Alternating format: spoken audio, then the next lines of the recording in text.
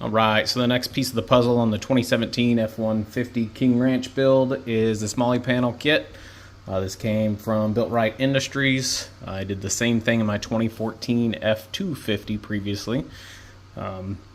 So the center consoles are different. I'll have to do this a different way. However, it's pretty much the same thing. You can leave in the pin holders, but on my last one, I dremeled them out.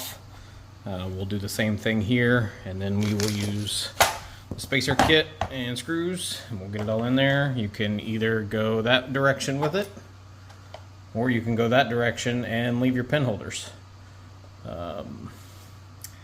I doubt I'm going to go that route. I like the original way it was laying, and we'll get that dremeled out and we'll regroup.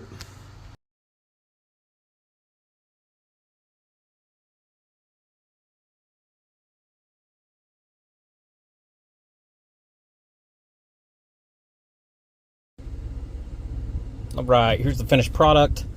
So with my 2014 F250, I did not fill in the gaps whenever I cut the pin tab off. This time I took a little extra effort and used some of the black hot glue, like industrial strength, and filled everything in, made it as smooth as what could be. That way then there just wasn't a gap.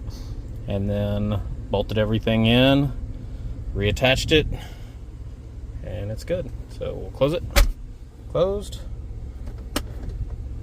Open. And now we can start attaching some accessories. All right, let me know if you've got any questions. Thanks for watching.